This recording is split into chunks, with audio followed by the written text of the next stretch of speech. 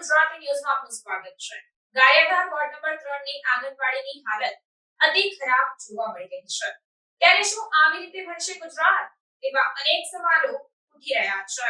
ગારિયાધાર શહેરમાં આવેલ ward number 3 ની આંગણવાડીમાં સ્વચ્છતા બાબતે તંત્રની બેદરકારી હોય તેવું લાગી રહ્યું છે।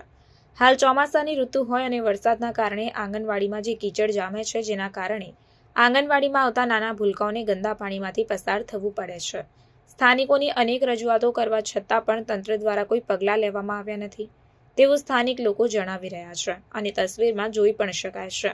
શહેરની અન્ય આંગણવાડીમાં તો બ્લોક પણ નખાઈ ગયા છે, જ્યારે વોર્ડ નંબર 3 ની આંગણવાડી સાથે જ કેમ તંત્ર દ્વારા ઓરમાયું વર્તન કરવામાં આવતું હશે કે પછી વોર્ડ નંબર 3માં પણ લઘુમતી સમાજના રહીશો હોય, જેના કારણે પણ ભેદભાવ રાખવામાં આવતો હોય તેવું સ્થાનિકો જણાવી રહ્યા છે। હાલ ચોમાસાની સિઝન હોય, વરસાદી માહોલ હોવાના કારણે આંગણવાડીના ગેટ પાસે જ પાણીના ખાબોચિયા ભરાય છે અને કીચડ પણ મોટા પ્રમાણમાં જામ્યું છે। આટલી ગંદકી હોવા છતાં પણ તંત્રના પેટનું પાણી હલતું નથી। બાળકો આંગણવાડીમાં તો આવે છે, પરંતુ ગેટ પાસે આવતા જ કીચડમાં ફસાઈ જાય છે। શું આવી રીતે બાળકો શિક્ષણ મેળવશે?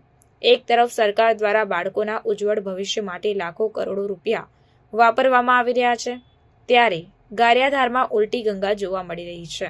હાલ તો આંગણવાડીની દશા જોતા સૌ કોઈના મુખે એક જ વાત આવી રહી છે કે શું આ રીતે ભણશે ગુજરાત?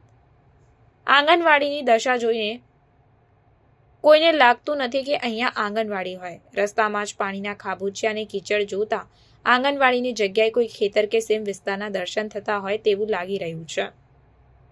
આવી અતિ ખરાબ હાલત હોય અને તેમાં નાના ભૂલકાઓ આંગણવાડીમાં આવે છે।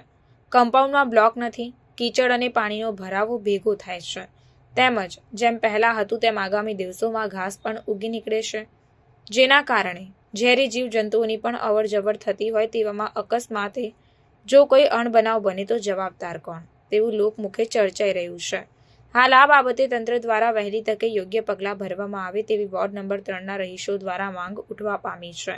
ત્યારે હવે જોવું રહ્યું કે તંત્ર દ્વારા કોઈ પગલાં લેવામાં આવે છે કે પછી બધું જ બરાબરની પીપુડી વગાડવામાં આવશે, તે તો હવે આવનાર સમય જ બતાવશે। પૂર્વ નગર સેવક આંગણવાડીની અંદર બ્લોકની રજૂઆત 3 વર્ષથી સામાન્ય સભામાં લીધેલ બ્લોક હોવા છતાં નગરપાલિકા તંત્રની બેદરકારીના કારણે આ વિસ્તારમાં બ્લોક નાખવામાં આવતા નથી અને આ ઓબીસીને બક્ષી મતના લોકો રહેવાથી આ લોકોએ બહુ ધ્યાન દેતા નથી। બીજા વિસ્તારોની અંદર આંગણવાડીની અંદર દરેક વસ્તુની સુવિધા કરી દેવામાં આવે છે અને નગરપાલિકાની અંદર અવારનવાર રજૂઆત હું કરું છું કે ભાઈ આ બ્લોક આવેલા છે, ટેન્ડર બનાવીને મૂકો, એટલે આ લોકો બાળકોને ગારામાં રહેવું નહીં। આની પોઝિશન અત્યારે જુઓ, આંગણવાડીમાં બધે ગારો પાણી બાળકોએ આવી કઈ રીતે હકે, મેઇન ગેટની અંદર એટલો ગારો છે